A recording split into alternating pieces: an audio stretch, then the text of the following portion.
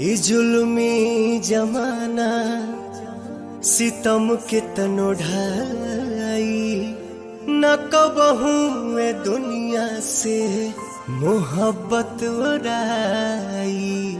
और जब रोग हो जे जानी उजानी, कदर बेकदर के समझ में न आई।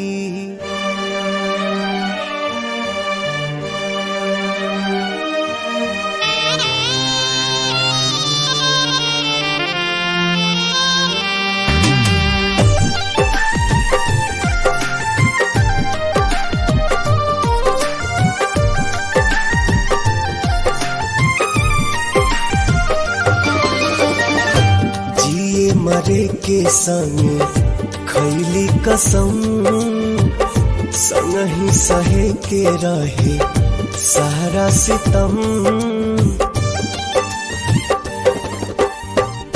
जिए मरे के संगे खैले कसम, संग ही सहे के रहे सारा सितम।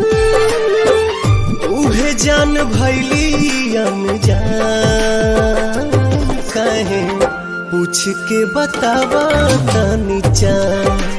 हे चान दूर कहे भैली हमर जान।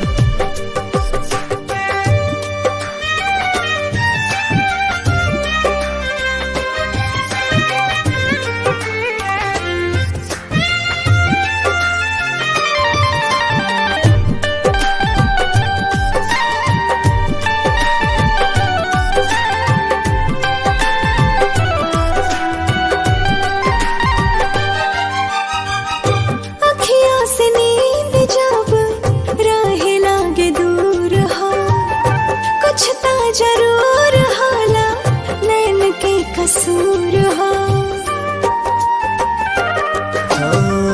काहे के प्रीतिया बनौले भगवान हो, प्रेमी सतावल जाला बाटे पर मान हो। ना जाने कैसन बा दिल के जरूरत हो, हर पल में हारेला उनके ही सूरत हो। टूट गइल सारा अरमान,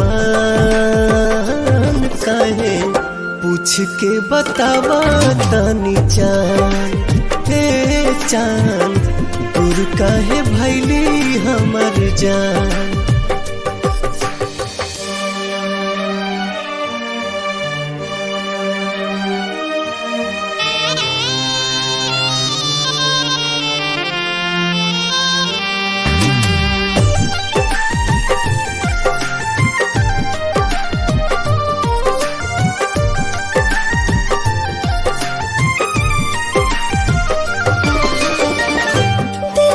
जरूरत होला सच्चा दिलदार के, बड़ा हार जाए तू ता बुझला न प्यार के। फिर ना दोबारा कब हो पाई प्यार हो, बसल बसावल दुनिया भइल उजार हो। सपनों में ना सोचनी ऐसन कब होई, दिल भर के याद में अखियां कब रोई। घुट घुट के निकाले परान, काहे पूछ के बतावा तनी चान।